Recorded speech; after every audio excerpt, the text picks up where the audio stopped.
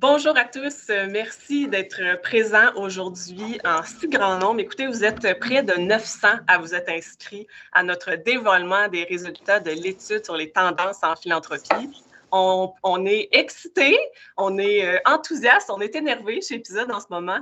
On avait hâte vraiment de vous partager l'information parce que, en fait, la philanthropie est vraiment au cœur de nos vies, là, tout comme vous. Donc, on avait envie de vous partager plein d'informations. Je suis accompagnée aujourd'hui de deux acolytes. D'abord, Christian Bourque, chez Léger. Salut, bonjour. Christian. Salut, Laetitia. On te voit. Voilà. Salut. Et Amélie, qui est conseillère principale chez Épisode. Allô, Amélie. Bonjour. Amélie a été la grande Manitou, c'est elle qui a tout l'étude, donc ça me fait vraiment plaisir qu'elle soit là aujourd'hui aussi avec nous pour nous partager les résultats. Ouais. À savoir aussi, on a d'autres partenaires qui ne sont pas là présents avec nous aujourd'hui, mais vous allez les entendre parler un peu plus tard dans la diffusion. On les remercie parce que c'est grâce à eux qu'on rend notre étude gratuite publiquement, en fait, à l'ensemble de l'écosystème philanthropique québécois. Donc, Banque nationale, merci beaucoup, la Fondation du Grand Montréal, Le Devoir, le Conseil des arts de Montréal et évidemment Léger. On est vraiment content que vous soyez là. Merci. Donc, on pourrait commencer sans plus tarder. Là, Christian, dis-nous, là, quelle a été un peu la méthodologie cette année par rapport au sondage qu'on a fait aux Canadiens ou aux Québécois? Oui, habituellement, on attend 2 ans avant de faire une nouvelle mesure de la population. On a décidé d'y aller encore une fois cette année à cause de l'année de la pandémie. Les résultats qu'on avait eus l'année dernière, est-ce que ça allait perdurer? Est-ce qu'on allait rebondir? Comment est-ce que les Québécois, les Canadiens allaient réagir en 2021? Donc, on a voulu retourner en terrain. On a quand même fait, dans notre mise au point, 2502 entrevues au mois de septembre. C'est quand même le plus vaste sondage en philanthropie sur une base annuelle. Et on s'est dit, il faut y aller cette année.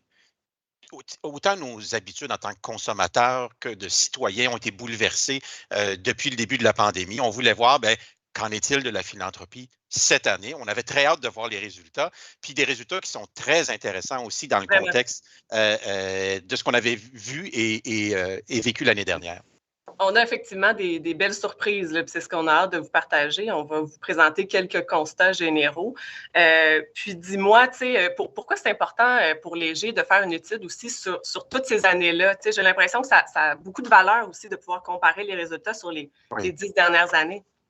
Quand on a commencé en 2009, ça fait quand même un bout de temps qu'on travaille ensemble sur ces données-là, on voulait se comparer aux autres. Effectivement, la première étude, c'était comment se comportent les Québécois comparativement au reste du Canada. Mais ce qui est encore plus important en recherche, c'est se comparer à soi-même à travers le temps. C'est comme ça qu'on voit des tendances émerger. C'est comme ça qu'on voit que les comportements changent à travers le temps.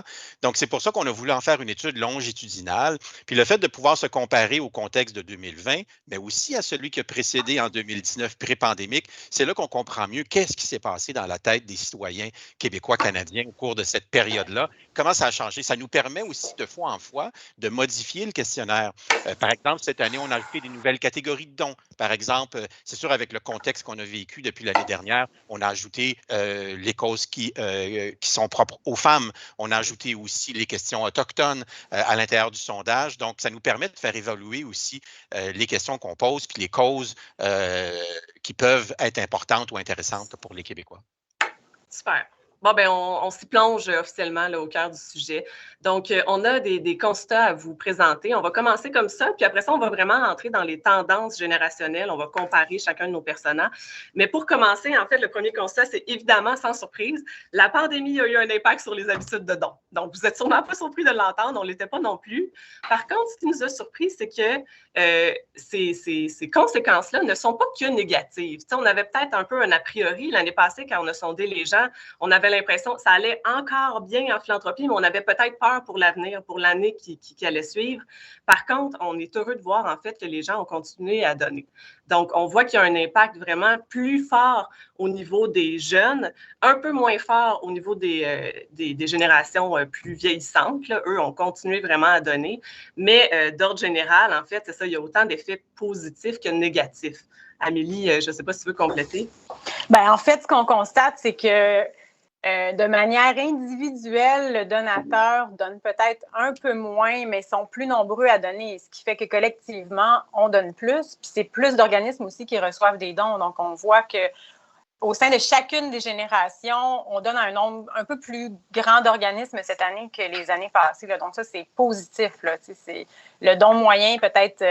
en fait, le don moyen est supérieur là, cette année à ce qu'on observait par les années passées. Puis surtout, le pourcentage de donateurs est aussi, je pense, c'est 10 là, supérieur à ce qu'on voyait l'année passée. Donc, il y a plus de donateurs dans le marché. C'est très bon signe. Fait que ça, c'est vraiment des bonnes nouvelles, effectivement. C'est sûr que quand on regarde, après, les gens ont donné aussi à plus d'organismes que dans les années passées, ce qui peut être une opportunité, définitivement, d'aller chercher une nouvelle clientèle de donateurs, mais qui peut aussi être un certain défi là, au niveau de la fidélisation de nos donateurs. Donc ça, il va falloir que les gens portent peut-être leur attention aussi à ça, puis soient vigilants à leur façon de fidéliser leur clientèle, finalement. Christian, dis-moi, est-ce que par rapport à l'indice de générosité, est-ce qu'on a vu aussi des changements à ce niveau-là?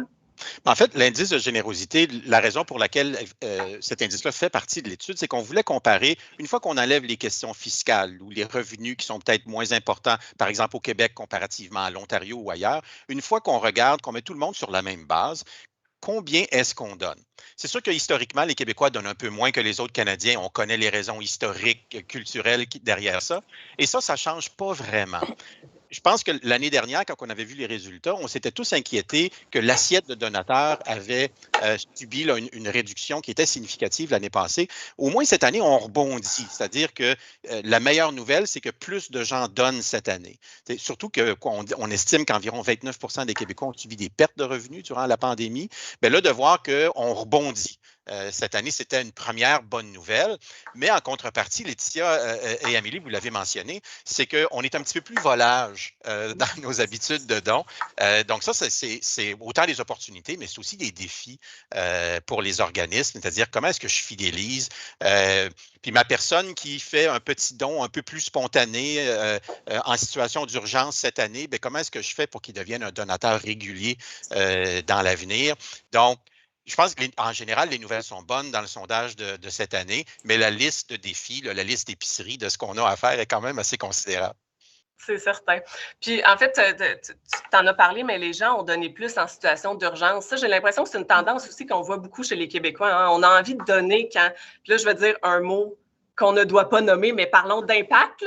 J'ai l'impression que des fois, on sent en tant que donateur qu'on a plus d'impact quand on donne dans l'urgence. Puis c'est ce qu'on a senti aussi. Là, il y a eu une urgence et les Québécois ont vraiment répondu par un geste fort, par un geste solidaire aussi et par un geste désintéressé. C'est-à-dire que les gens n'étaient pas nécessairement sollicités par les organismes, mais ont eu l'intérêt de donner. Donc ça c'est intéressant de le voir. Est-ce qu'il y a, dans peut-être d'autres crises aussi dans le passé, c'est quelque chose qu'on avait remarqué, cette solidarité-là là, dans l'urgence?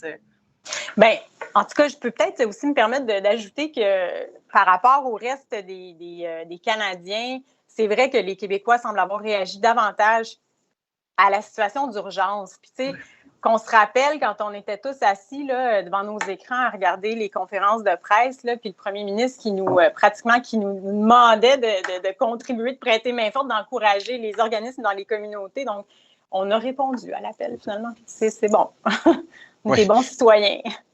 Bien, ça me rappelait un peu quand il y avait eu le tremblement de terre en Haïti, l'espèce de marée de dons de Québécois qui avaient donné à cause de la situation d'urgence. C'est un peu qui on est, un peu très latin dans nos façons de donner. Puis on le voit dans les résultats aussi que les endroits où on a donné, c'est-à-dire où est-ce qu'on a fait le geste de donner, bien ça s'est multiplié aussi. Dans toutes les catégories qu'on avait à la caisse enregistreuse ou à d'autres endroits ou en ligne, tout c'est en augmentation. Autrement dit, quand on a senti l'urgence, on s'est senti interpellé, bien on a donné. Il y a un autre constat aussi qu'on peut tirer, c'est que la santé, justement, pour parler un peu plus des causes, là, la santé demeure la priorité des Québécois. C'est encore la cause qui récolte le plus. C'est certain que là, la santé a été sur toutes les lèvres là, au cours des 20 derniers mois, mais ça demeure que les Québécois veulent soutenir la santé, le fond, en fait. Ils voient aussi que la santé a été très, très impactée, puis ils ont voulu soutenir ce secteur-là davantage, et ce, pour toutes les générations qu'on voit. Évidemment, les aînés aussi se sont distingués cette année, les jeunes également, parce qu'encore là, en termes d'actualité, ben, ils étaient aux premières loges. Là, on voyait qu'il y avait les plus gros impacts de la pandémie, puis ça s'est traduit aussi en gestes de soutien là, auprès des organismes qui soutenaient justement des aînés ou des jeunes. Donc ça, c'était intéressant de voir ça, que définitivement, l'actualité influence le don. Tout à fait. Ouais. Qu'est-ce qu'il y a à dire aussi par rapport à la responsabilité Est-ce que les Québécois se sentent responsables de la philanthropie? Est-ce qu'ils sentent qu'ils ont vraiment leur valeur ajoutée, en fait, à l'écosystème, là? Christian, qu'est-ce que tu peux nous dire à propos de ça, là? Oui, puis encore une fois, on est un peu différent des autres Canadiens. Puis ça, il y a des raisons, encore une fois, historiques et culturelles qui l'expliquent très bien. Mais les gens ressentent, en premier lieu, quand on leur demandait qui est responsable de la philanthropie, c'est qui assure que tout le monde est un peu soutenu, tenu par la main là, dans notre société. Au Québec, comme dans le reste du Canada, on dit que c'est avant tout les individus. Donc, ça nous revient, cette responsabilité-là. Mais c'est plus fort dans le contexte anglo-saxon, protestant ou majoritairement protestant qu'on le reconnaît. Au Québec, on a tendance à donner un rôle plus grand au gouvernement comparativement au reste du Canada. Alors qu'on sait, la philanthropie, souvent, elle vient pallier au fait que le gouvernement a ses limites. Et moi, ce qui m'interpellait aussi quand on le regardait par génération, puis je sais qu'on va y revenir tout à l'heure, Amélie aussi, c'est que plus on est jeune, plus on donne un rôle plus important au gouvernement.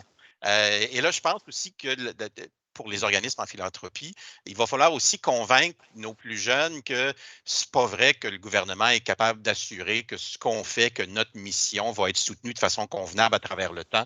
Je n'ai pas à convaincre aucun organisme de ça, mais les jeunes ont peut-être plutôt tendance, peut-être à cause du contexte de pandémie aussi, où les gouvernements ont fait des gros chèques à plein de choses.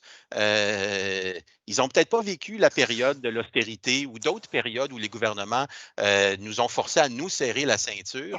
Mais ces jeunes, en tout cas, ces plus jeunes donateurs-là, il faut les conscientiser sur le fait qu'on ne peut pas le faire juste par le biais de nos gouvernements. On a besoin de vous individuellement.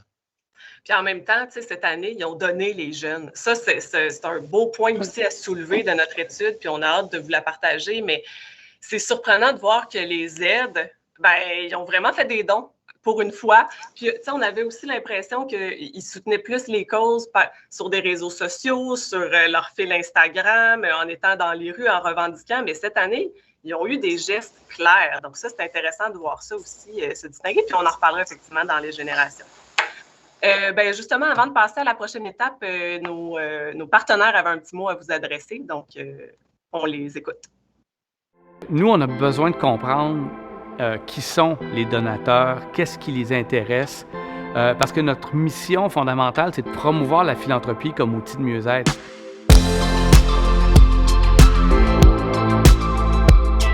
Historiquement, on aurait voulu aider les pauvres. Aujourd'hui, on va vouloir éliminer la pauvreté. Et c'est une approche qui est complètement différente. Et je pense que c'est intéressant que la philanthropie se dirige vers là aussi. Alors, c'est vraiment important. Qu'est-ce qui va déclencher le fait qu'une personne va créer un fonds philanthropique? Quelle cause ces gens-là vont vouloir appuyer? Quel impact ils vont vouloir avoir? Donc, c'est tous des éléments qu'on peut aller chercher dans une étude comme celle-là qui vont nous aider, nous, vraiment, à adapter notre offre de service et nos conversations avec les donateurs quand ils se présentent chez nous. Imaginez, 33 % de la population québécoise n'a jamais été sollicitée pour faire un don en culture.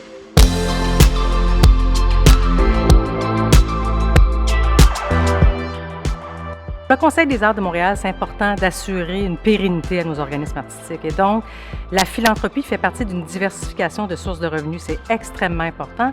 Et une étude comme celle-là va permettre vraiment d'identifier quel serait le type de donateur, à quoi il ressemble, son profil, ses intérêts. Donc, jusqu'à maintenant, on s'est adressé à ce qu'on appellerait la population francophone et anglophone de Montréal. Mais il y a toute une population immigrante et de la diversité au sens large à qui on ne s'est pas adressé. Et on pense vraiment que dans l'avenir, c'est un angle qu'on devrait regarder.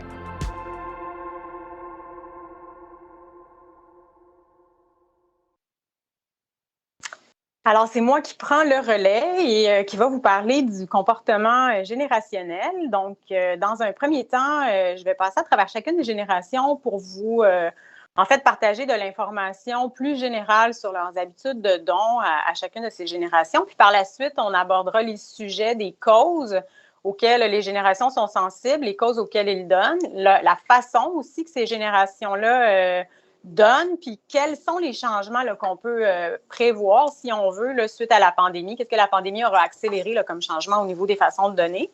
Puis finalement, on va aborder le volet là, des activités bénéfices, là, voir qu'est-ce qui, effectivement, là, pourrait là aussi émerger, là, s'il y a quelque chose qui peut émerger de tout ça. Donc, j'y vais de ce pas. Donc, on va commencer avec les matures. Donc, les matures, ce sont les Québécois. Bien, Québécois, évidemment, Canadiens aussi. Là, mais là, comme on vous parle principalement des résultats au Québec, au niveau des générations, je me permets de dire que ce sont les Québécois qui sont âgés de 76 ans et plus en 2021.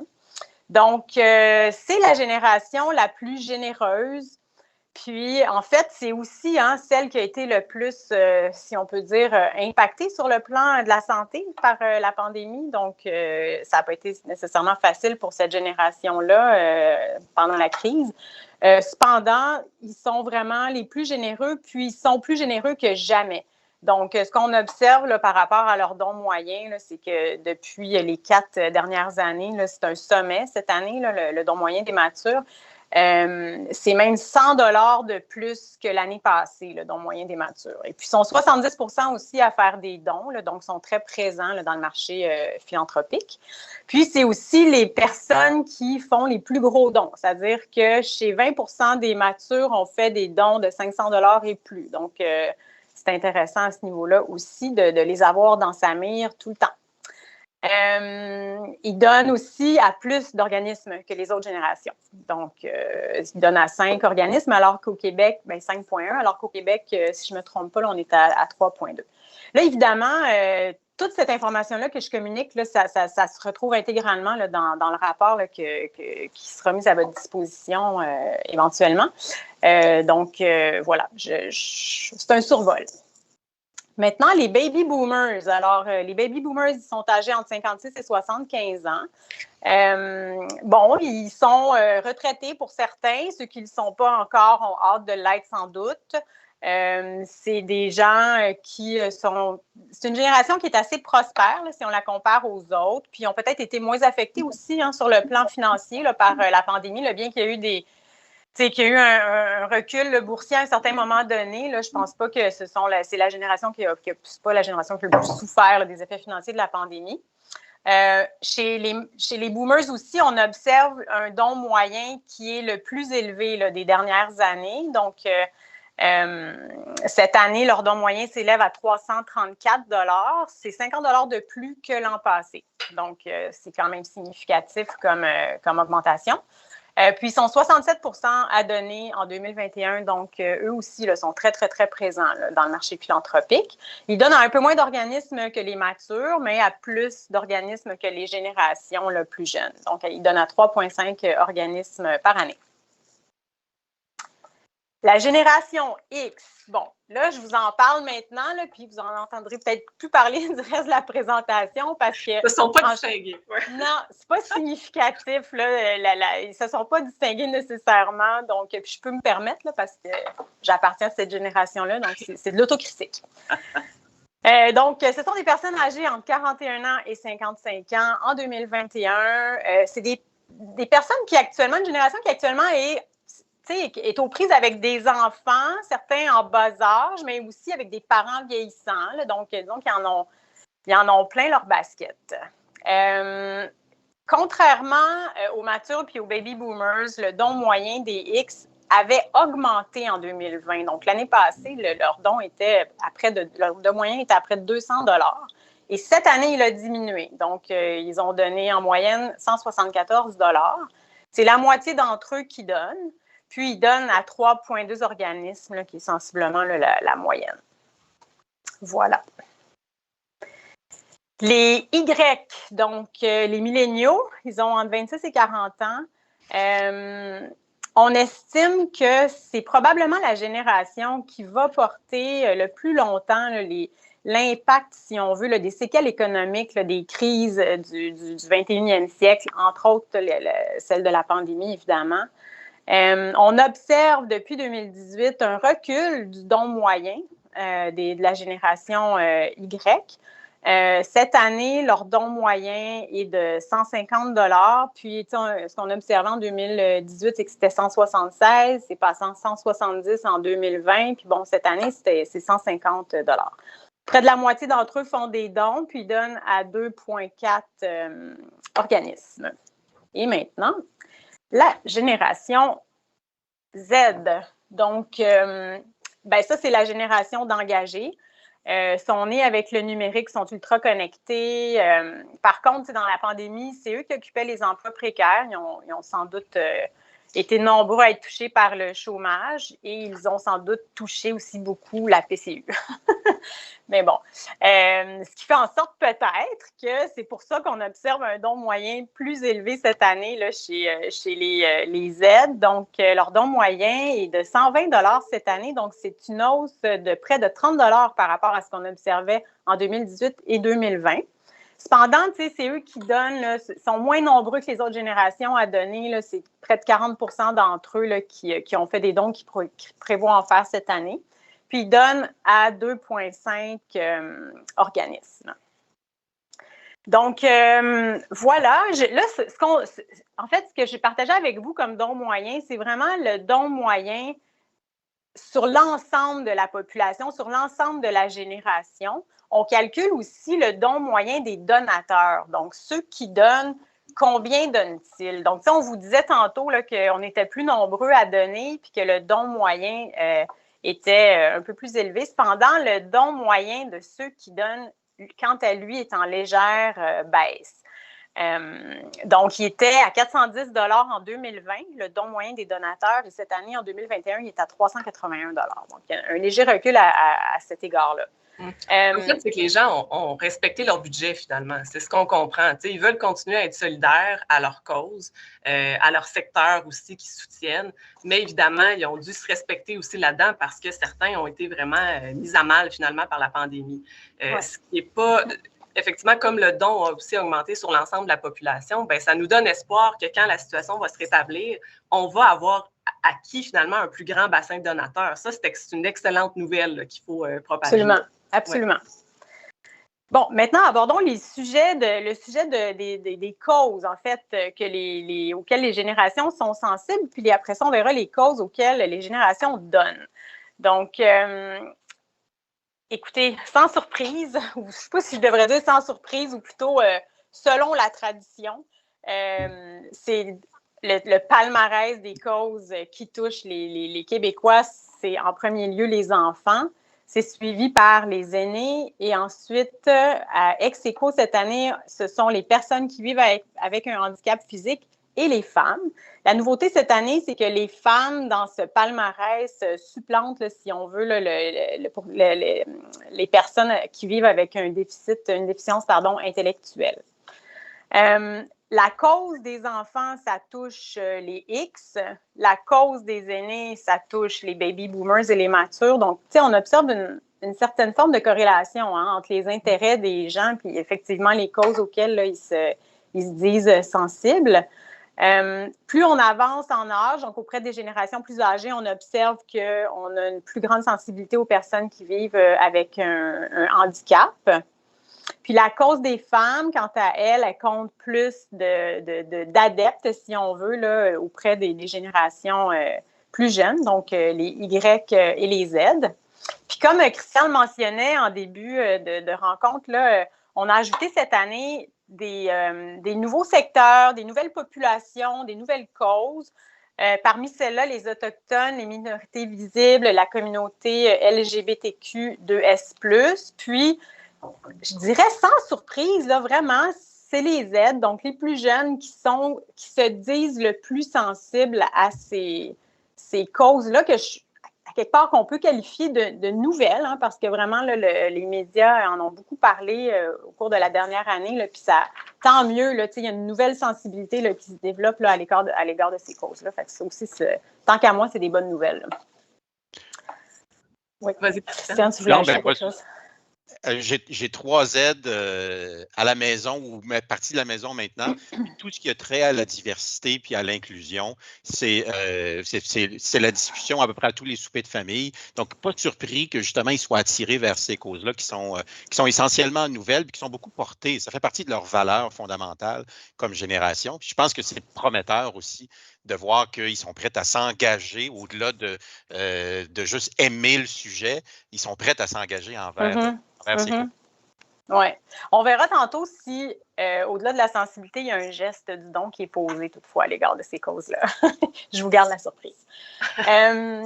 Maintenant, bon, il y a beaucoup de... Tu sais, évidemment que la crise sanitaire, c'est une crise de santé, là, ça va de soi.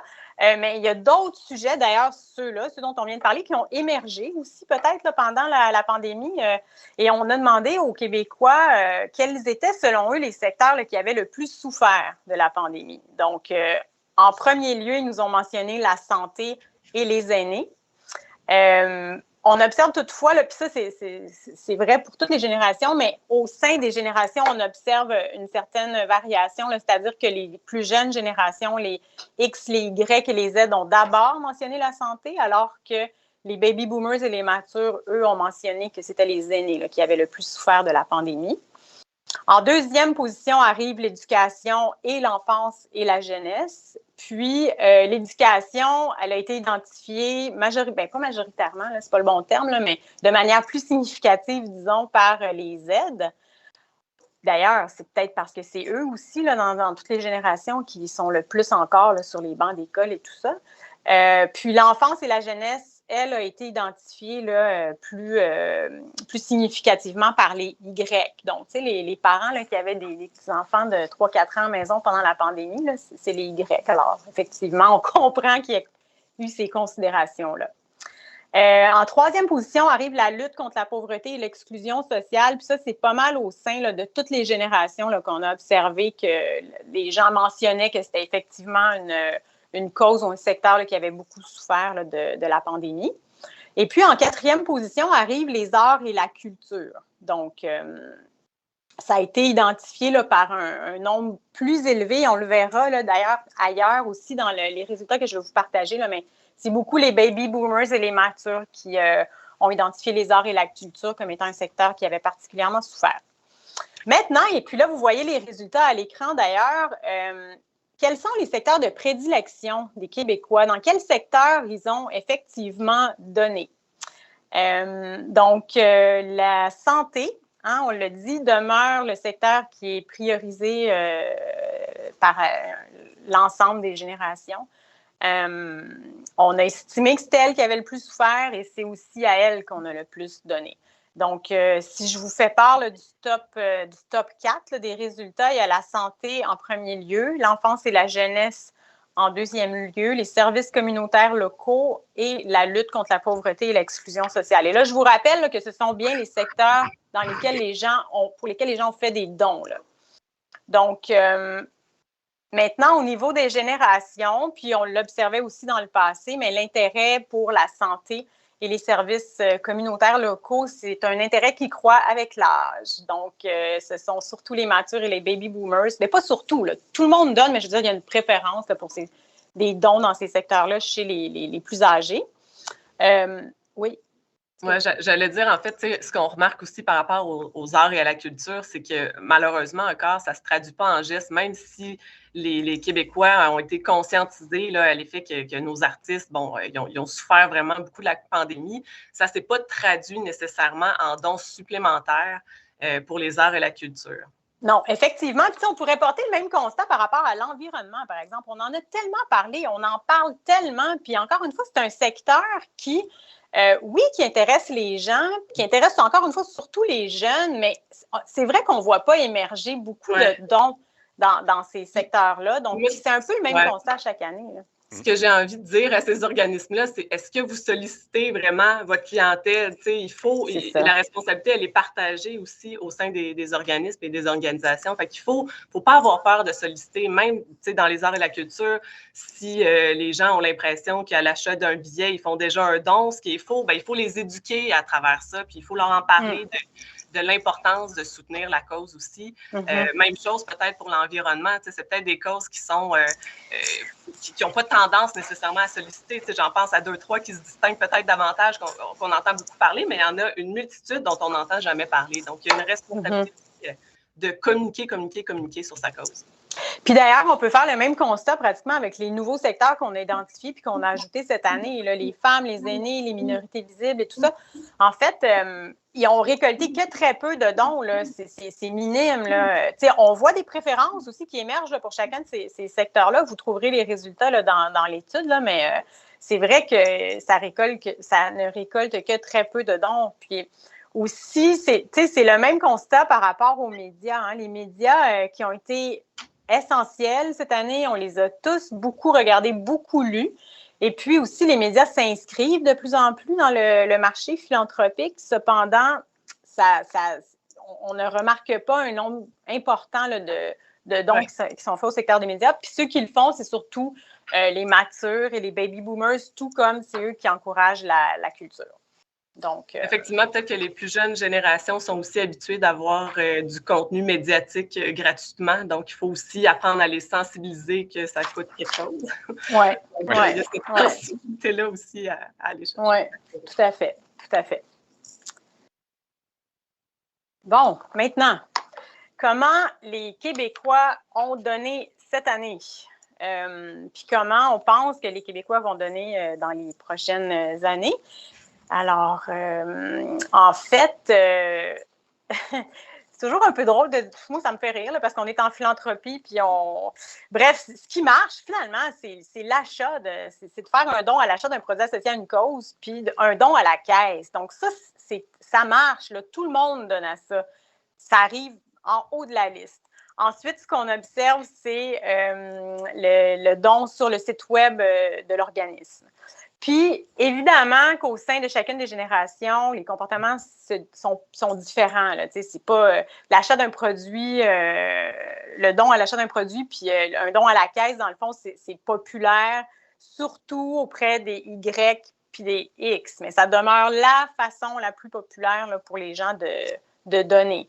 Les plus jeunes générations, elles, disent donner plus là, sur les sites web des organismes. Et puis, les matures et les baby boomers donnent encore significativement en réponse à des sollicitations postales et des sollicitations courriels. Ça aussi, c'est fascinant. Là. On pense que le papier, ça va disparaître, mais non, ça ne disparaîtra pas. Le publipostage, ça marche. Au grand bonheur d'Amélie qui adore le publipostage chez Épisode. Oui, vraiment. Oui. Là, vraiment, là, j'adore le publipostage parce que ça génère des dons. Donc, allons-y avec du publipostage. Ça marche. 50% des matures disent avoir donné en réponse à une sollicitation postale et 25% des baby boomers. C'est quand même significatif. La sollicitation par courriel connaît, elle aussi, plus de popularité chez les matures. Ils sont près de 30% à avoir donné en réponse à une sollicitation par courriel, alors que chez toutes les générations subséquentes, ça tombe à 15% approximativement. Donc, ça aussi, ça fonctionne bien. Puis, il y a fort à parier que dans les bases de données des organismes, c'est surtout constitué de donateurs baby boomers ou matures. Là. Si on avait cette information-là, je pense que c'est ce qu'on constaterait. Donc, c'est ça, la segmentation des bases de données, faut vraiment bien travailler ces données-là que vous avez sous la main. Bon, sans surprise, les aides sont ceux qui donnent plus sur les réseaux sociaux. Puis, on a parlé de la culture. Hein. Il y a eu comme une nouvelle forme de don qui a émergé quand les salles de spectacle ont fermé là, suite au confinement. Puis, c'est le billet solidaire.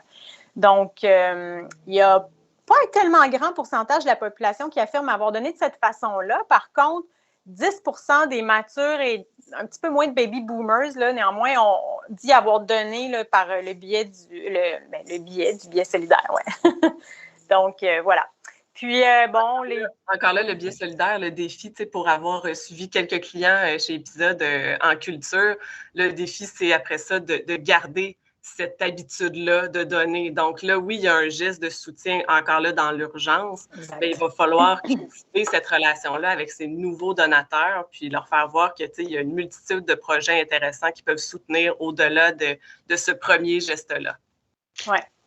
Moi, ce qui m'avait interpellé dans les résultats aussi, puis Amélie, tu y as fait allusion aussi, c'est chez les plus jeunes générations, notamment les Z, vouloir publiquement appuyer une cause demeure une motivation importante. Fait que là, on parlait tantôt d'inclusion, de diversité d'inclusion. Fait que là, c'est comment faire le pont entre vouloir appuyer publiquement une cause. Appuyer publiquement, ça veut dire partager sur ses médias sociaux. Puis transformer ça en don. Autrement dit, là, oui, coller le hashtag parce que vous soutenez ce qu'on fait, mais de le faire par le biais d'un don, c'est la petite étape qui manque.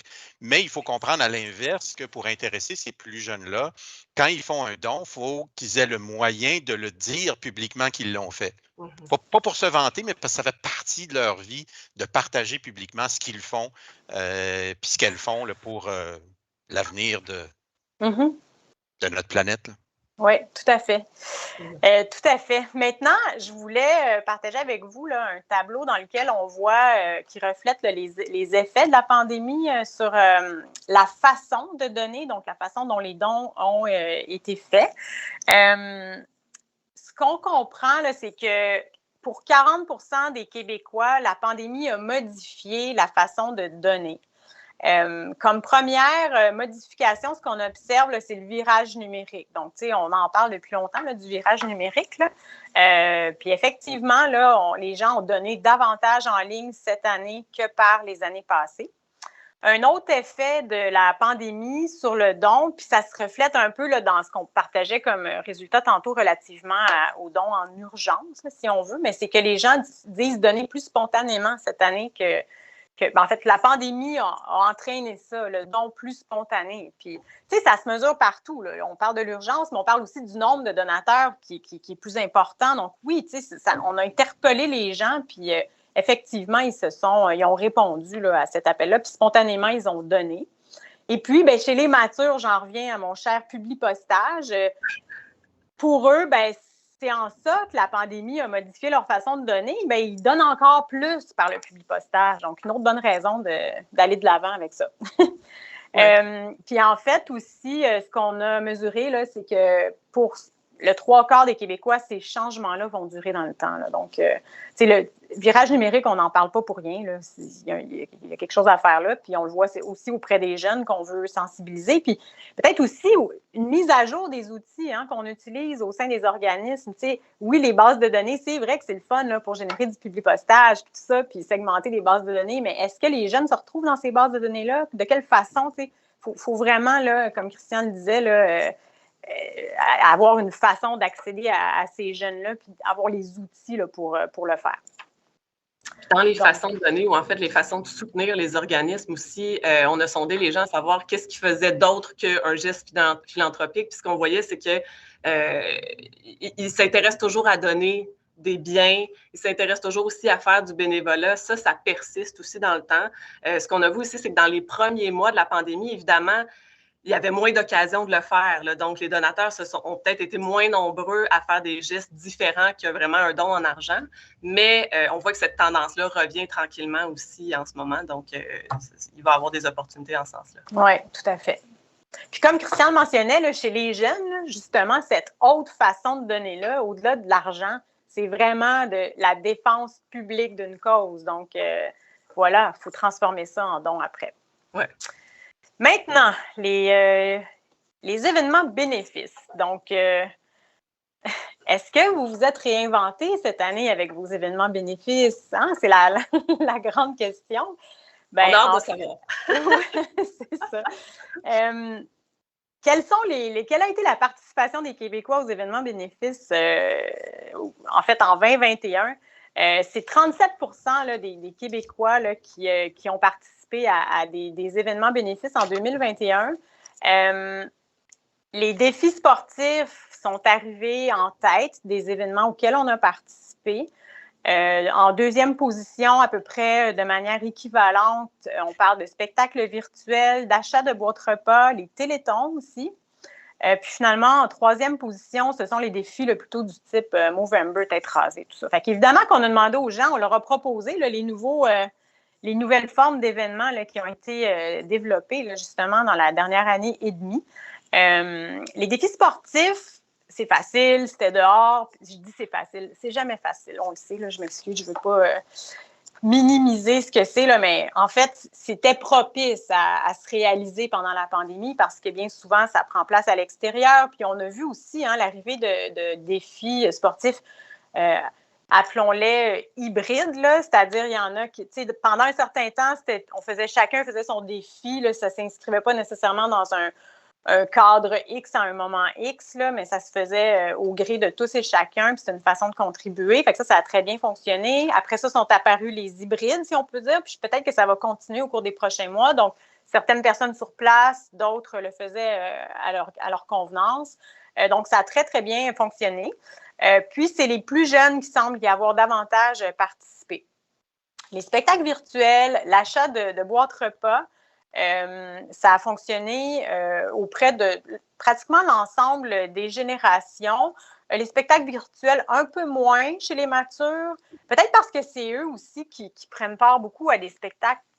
Bien, je pense en tout cas, peut-être pas, je ne veux pas généraliser, mais qui fréquentent les théâtres, les orchestres et tout ça. Donc, peut-être qu'eux, ils étaient moins enclins à assister à des spectacles virtuels, mais auprès des autres générations, ça a bien fonctionné. Les boîtes repas, ça a bien fonctionné auprès des générations, je dirais, du milieu, donc les Y, les X, les baby boomers. Puis, les télétons, ça a super bien marché auprès des boomers et des matures et aussi des X. Donc, c'est ça. Voilà. Donc, le tournoi de golf, maintenant, parce qu'un tournoi de golf aussi, c'est le fun. C'est le fun. Oui, c'est le fun pendant une pandémie parce que c'est dehors, donc c'est réaliste, c'est réalisable. Bien, c'est 4 % des répondants qui ont participé à un tournoi de golf en 2021. Puis c'est un pourcentage, on en entend tellement parler, les organismes, c'est beaucoup un moyen qui est mis de l'avant pour aller chercher des fonds. Puis 4 %, ça peut nous sembler faible comme pourcentage de participation, mais c'est sensiblement la même chose à chaque année. Cette année, ce qui est surprenant, c'est que, puis c'est une bonne nouvelle en soi, c'est que la participation, bien que ce soit légèrement plus élevé seulement, mais c'est légèrement plus élevé chez les plus jeunes, donc chez les Z et les Y. Donc, il y a beaucoup d'espoir pour les tournois de golf. Et oui, vas-y, Laetitia. Oui, non, j'allais dire les événements bénéfices. On en a parlé avant la pandémie. Moi, j'adore, j'ai un aveu à vous faire, j'adore les événements bénéfices. Je trouve que les organismes ont eu peur à une certaine période parce qu'ils se faisaient dire « les gens sont tannés, ils ne veulent plus aller dans les événements ».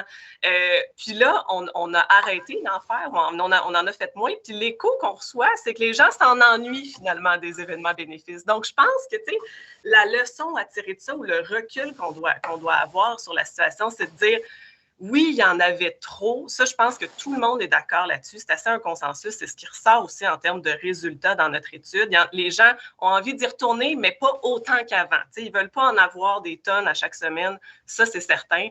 Par contre, il y a définitivement un intérêt. Les gens ont envie de se réunir dans un endroit en présentiel, tous ensemble. C'est important aussi pour les causes d'avoir ce contact-là avec leurs donateurs. C'est une occasion de les revoir année après année, de créer un lien, de parler aussi de la cause, autre que par le courriel, que par le publipostage. C'est vraiment une occasion exceptionnelle. Fait que je pense qu'il faut toujours garder en tête que c'est une excellente stratégie. Les gens en veulent encore. Donc, ça, c'est la bonne nouvelle là, pour ceux qui étaient anxieux là, de savoir comment ça allait se passer dans le futur. Les gens en veulent encore, mais c'est une stratégie d'affaires. Fait qu'il faut l'organiser, il faut y penser, il faut que ça fasse du sens pour votre organisation aussi. Il faut avoir des objectifs clairs. Les gens sont toujours anxieux aussi de savoir qu'est-ce qui va rester au net. Puis s'il ne reste pas assez au net, comment on le justifie? Pourquoi ça devient quand même une stratégie intéressante pour justement garder une fidélisation avec nos donateurs? Il peut y avoir une multitude, en fait, d'objectifs différents pour tenir un événement bénéfice, puis il faut garder ça en tête. Christian, je pense que tu peux intervenir aussi. Ce que je veux dire aussi, c'est que ça s'adapte à toutes les générations. Tu sais, entre le bal où on met sa belle robe qui va plaire à certaines générations, puis le 5 à 7 ou le cocktail dînatoire qui va plaire à une autre, il y a moyen d'avoir un événement à bénéfice qui va toucher la bonne niche de la bonne façon. C'est une question de planification puis de stratégie. Exactement. Juste pour aussi vous, en fait, je vais appuyer là, ce que vous dites là par les résultats de l'étude. En fait, ce qu'on constate quand on a demandé aux gens de quelle façon la pandémie pourrait influencer là, leur préférence à l'égard des événements bénéfices, 50% ont dit que la pandémie n'aura rien changé à leur attrait, là, si on peut dire, là, comme Laetitia le disait, là, pour les événements bénéfices. Donc, 50% des gens souhaitent réellement revenir là, à la formule qu'on avait auparavant. Par contre, pour ceux qui ont signifié que la pandémie pourrait modifier leurs préférences, ce qu'on constate, c'est que oui, les gens préféreraient sans doute davantage les événements extérieurs. Donc, ce n'est pas une mauvaise nouvelle parce qu'on sait que ça se peut, les événements bénéfices extérieurs. Certains ont mentionné aussi les événements virtuels. Ça a plu à certaines personnes. D'ailleurs, c'est intéressant de constater que vraiment, au Québec, là, ça a plu beaucoup. En fait, les femmes sont nombreuses, sont significativement plus nombreuses à mentionner que les événements virtuels pourraient modifier leurs préférences à l'avenir. Puis, on lit peut-être à travers ça une conciliation travail-famille, mais c'est peut-être facilitant là, pour les femmes là, que de pouvoir contribuer en assistant à des événements virtuels plutôt que de devoir jongler avec la famille pour se rendre à un événement présentiel, bref.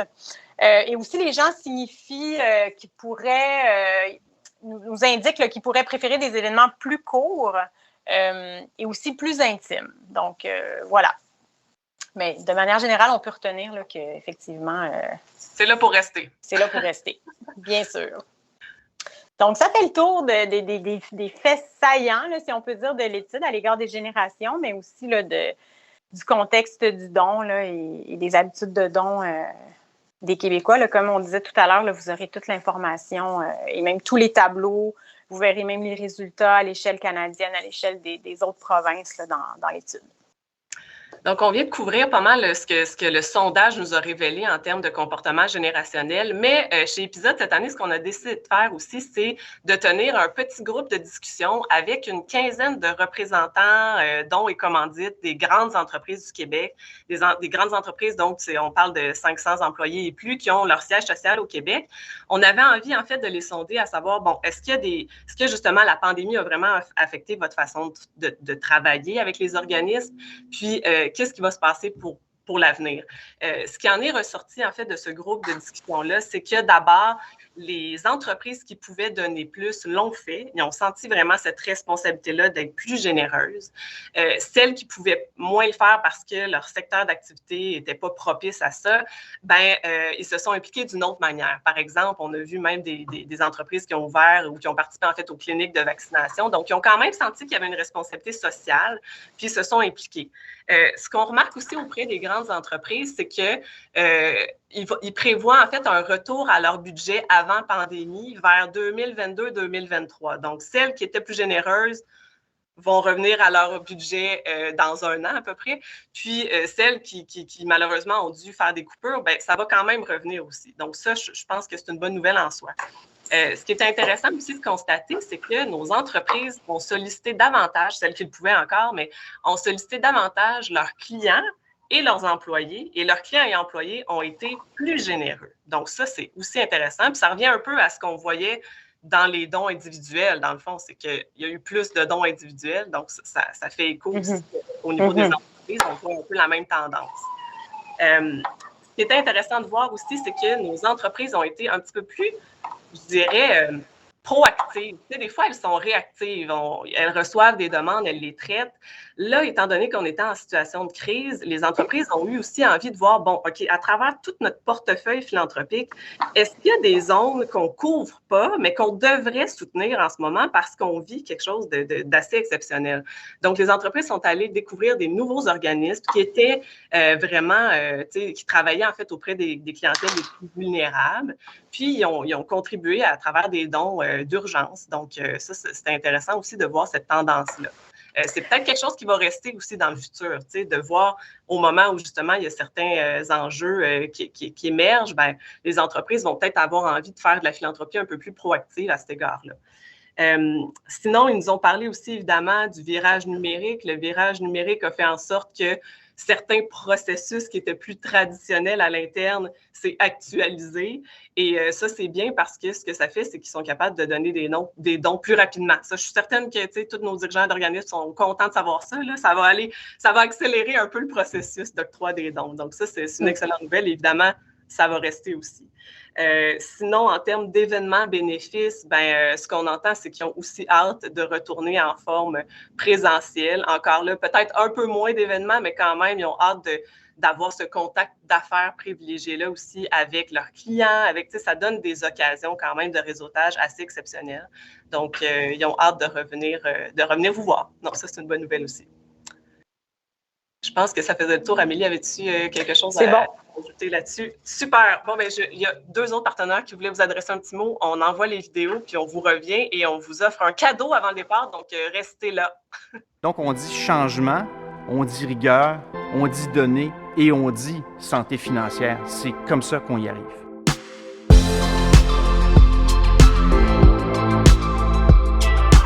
On a besoin de la donnée pour accéder à la santé financière. Donc, on est dans un environnement très changeant. Si on n'a pas cette donnée-là, si on ne prend pas les bonnes décisions sur la base des vrais faits, on n'arrivera pas à fabriquer cette santé financière-là. Alors aujourd'hui, il faut s'alimenter de ces données-là. Il faut être capable de lire à travers les lignes, les chiffres, pour voir ce qui se pointe devant nous. Et ce qui se pointe devant nous, c'est un monde qui est changeant. Un monde changeant demande une nouvelle façon d'analyser les choses, de regarder la vie, de regarder ce qui se passe dans la rue chez nous. C'est ce que nous offre l'étude.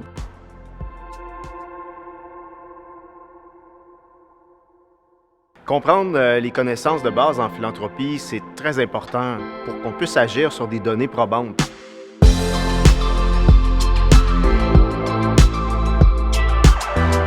Savoir qui sont les grands gagnants ou les grands perdants de l'effort philanthropique au Québec, ça nous permet d'orienter les actions. Et ça nous rappelle aussi qu'on évolue tous ensemble dans la philanthropie. On n'est pas des ennemis ou des concurrents. On a tous à gagner d'un écosystème en santé. La philanthropie, c'est un sujet très important de voir. Ça va au cœur de nos valeurs et de notre identité. On a commencé à solliciter des dons de nos lecteurs à partir de 1916, donc 6 ans après notre naissance. Et on continue de le faire encore aujourd'hui. Il y était des époques, la philanthropie, ça ressemblait davantage à une quête de charité. Aujourd'hui, c'est une source de revenus pérenne et c'est un peu, je dirais, une extension naturelle pour nos lecteurs. Nos lecteurs sont avec nous de cœur et de conviction et sont généreux avec nous par l'abonnement, mais aussi par le don.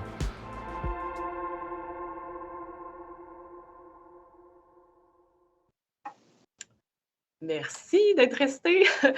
Donc, on vient vous laisser en fait sur une note d'espoir là, parce que ce qu'on constate, nous, c'est que 2021 aura certainement été une année d'ouverture.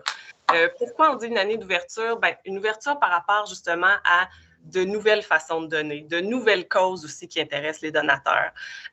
Une multitude d'organismes maintenant qui s'offrent à eux. Encore faut-il les solliciter, là, on en a parlé de long en large, mais pour les nouvelles causes qui se présentent, là, vraiment, vous avez une opportunité d'aller chercher de la nouvelle clientèle.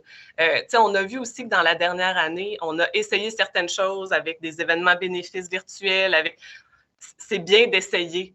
Vous êtes permis de faire des nouveaux tests, puis je pense que ça, vous en sortez gagnant, en fait. Vous en sortez gagnant, c'est-à-dire de ces nouvelles façons de faire-là.